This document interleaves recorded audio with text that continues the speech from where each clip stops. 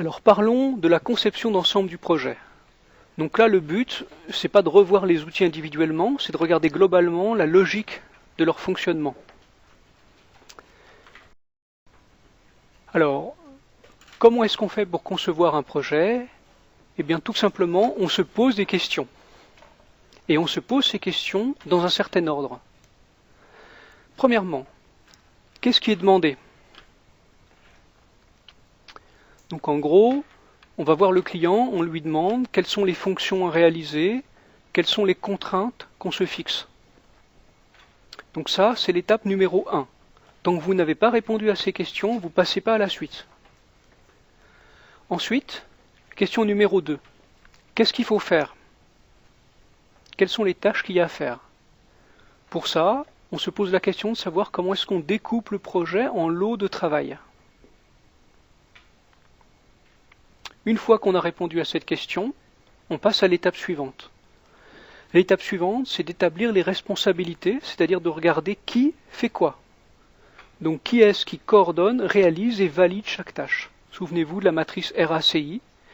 Vous dites, pour telle tâche, il y a telle personne qui doit être consultée, telle personne qui coordonne, et c'est telle et telle personne qui travaille dessus.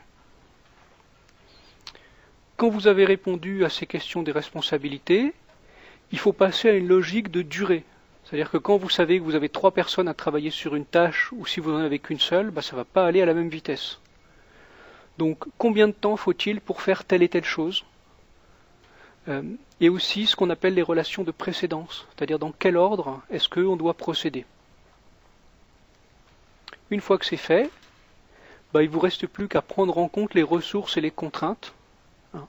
Et donc là, on va se dire, combien de personnes peut-on mettre à travailler sur telle tâche? Combien de temps est-ce qu'on a pour arriver au résultat? Donc vous voyez, la gestion de projet, c'est jamais que le fait de se poser des questions et d'y répondre de la manière la plus rigoureuse possible. Et c'est rigoureux, c'est pour ça qu'on recrute des ingénieurs. C'est pas des mathématiques, mais il faut quand même avoir un esprit très méthodique et très sérieux pour faire de la gestion de projet, pour prendre les questions une par une et les valider rigoureusement avant de passer à la suite. Si on reprend le même tableau, posez les bases de ce qui est demandé. L'outil que vous utilisez, c'est les outils d'analyse fonctionnelle. Donc ça peut être des diagrammes FAST, ça peut être de l'analyse fonctionnelle, ça peut être de l'UML, mais c'est toujours ce type de méthode. Quand vous avez fait votre analyse fonctionnelle, vous allez ajouter à l'analyse fonctionnelle des informations qui sont quelles sont les opérations nécessaires. À ce moment-là, le diagramme que vous établissez, c'est le diagramme des travaux. Donc vous passez d'une logique de fonction à une logique de tâche. Quand vous avez le diagramme des travaux,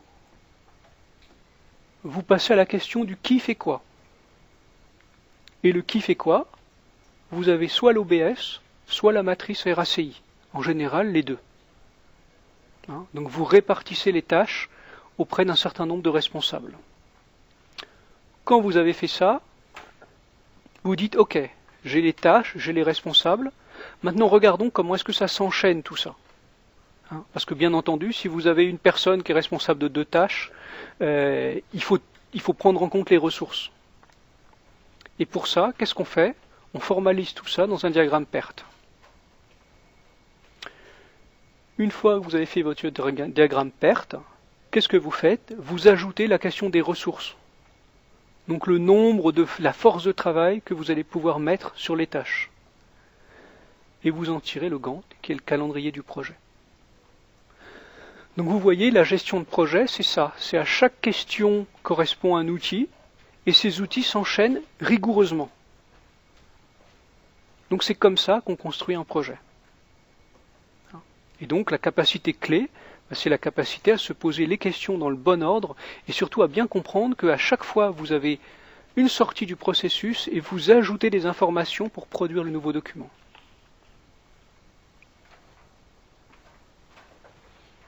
Voilà, donc normalement avec ça, vous voyez ce que c'est que la gestion de projet.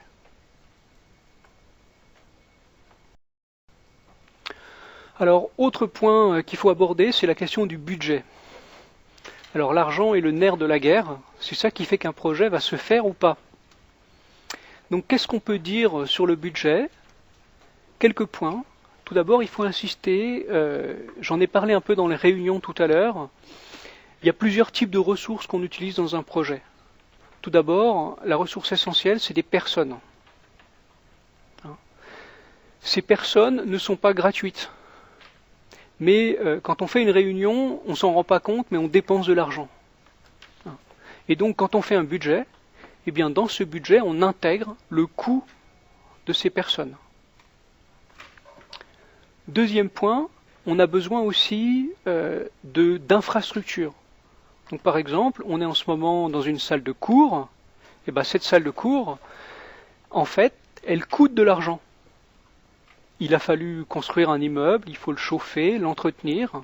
Donc vous avez en particulier des charges qu'on appelle des amortissements. Donc quand vous utilisez des machines ou des locaux, c'est pas gratuit. Donc il faut le prendre en compte au niveau comptable. Parfois, dans les petits projets, vous pouvez avoir des entreprises qui font des dons, qui donnent des choses. Ça ne veut pas dire que ça ne rentre pas dans le budget, c'est-à-dire que ce n'est pas parce que c'est un don que c'est sans valeur.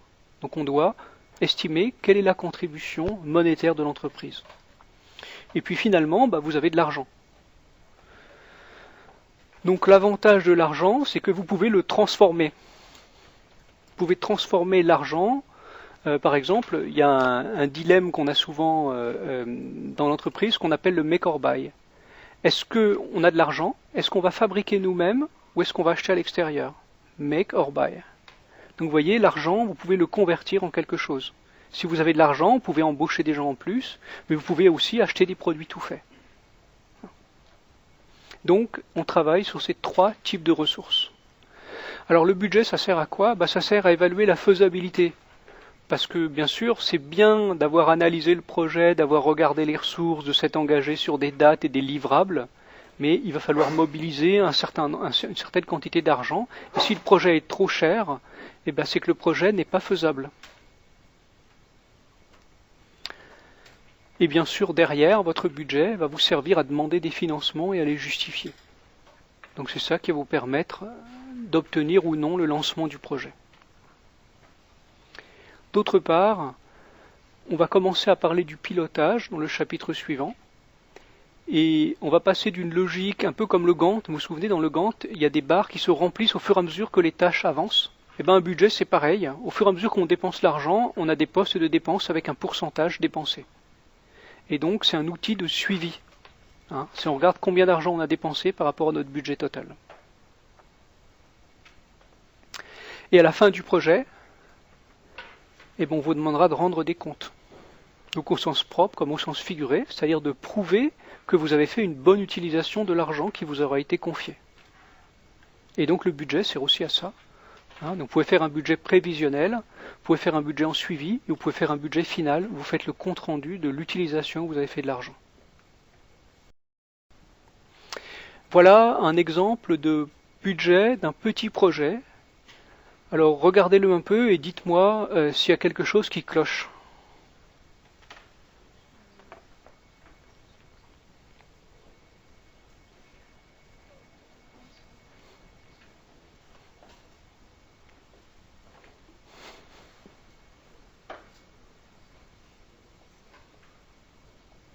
Alors qu'est-ce qui cloche?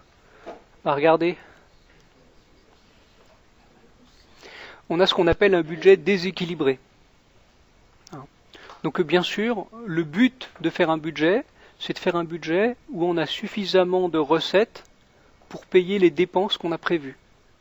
Donc quand vous avez trop de dépenses et pas assez de recettes, ça veut dire que vous devez lever des financements. Donc un budget, c'est toujours deux colonnes, recettes et dépenses. Autre chose, le budget est aussi un instrument de suivi, et donc n'oubliez pas que dès le moment où vous lancez un projet, vous commencez à dépenser de l'argent. Dès que vous commencez à faire des réunions, à passer du temps, c'est de l'argent.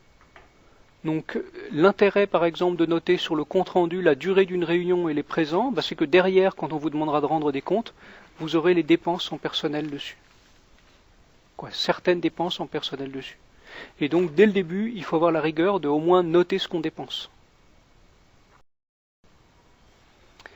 voilà, maintenant je vais vous proposer de passer au dernier chapitre, qui est le chapitre du pilotage.